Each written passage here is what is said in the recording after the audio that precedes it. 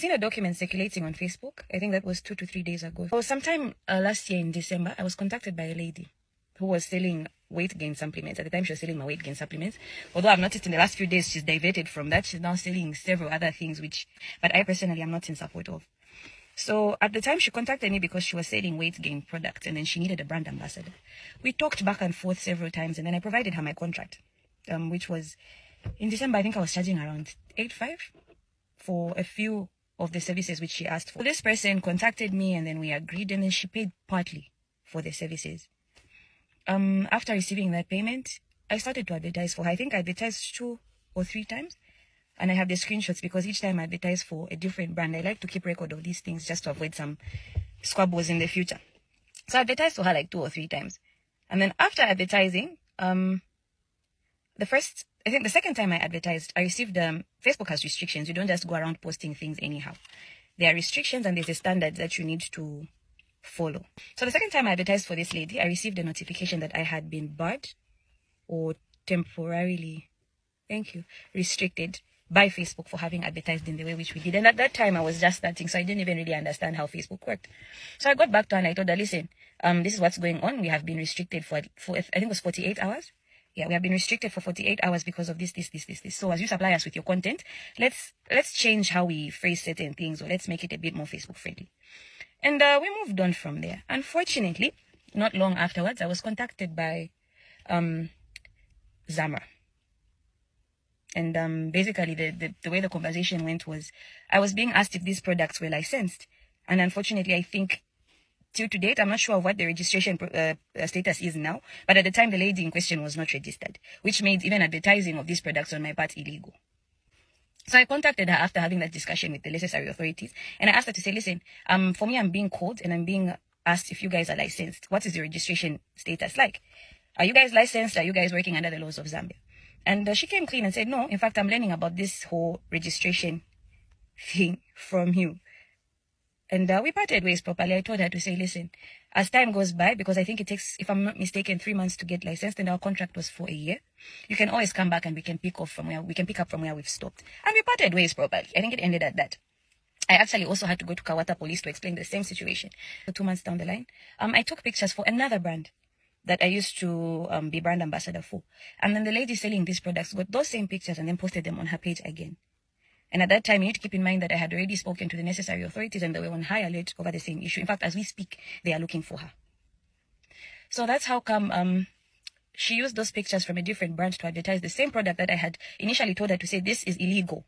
As far as it concerns me, I can't be connected to this because if anyone takes these substances and has side effects or, God forbid, dies, they will not trace you. You are not known. They will come and follow our brand for advertising on your behalf. So you can't use me and connect me to a product that is not registered. It's unfortunate that prior to us signing the contract, I equally didn't know about the legal authorities that are involved, Movama Medicines and whatnot. I came to know about them whilst already in contract. But I think, looking back, I did what I needed to do. So yeah, I left off on she used the pictures from a separate branch to advertise her pills again. And then that now brought me more problems because the brand in question had exclusive rights to the pictures that she used. They paid for them. They paid for the photo shoot. They paid for my clothing. They did literally everything. My transport. On top of that, I was paid for those pictures. So you don't just get pictures from different brands and then use them for your benefit. No. There afterwards, I had to contact the police. I reported her to Kawata police. She didn't show up. She was summoned. She didn't show up. As we speak, there's an open docket at Kawata police. To my despair, I think a few months down the line, 1 month down the line or 2 months down the line, I received a call from the Lusaka, the local court, the one right opposite by Central Police. So I was contacted by them and I was told, oh, we have a docket here that has been opened, so you need to come to court.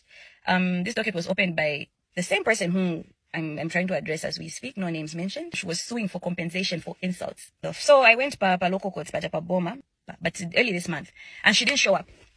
I went mudana email mkadoket bafunza we muntu aliko saliko. Okay, case dismissed. That's how I left. The following day I get a call from a law firm saying, no, we have a demand letter here for you. This person is demanding such a ridiculous sum of money for defamation of character. So I said, okay, where are you guys located? Let me come and collect this demand letter. And I went there.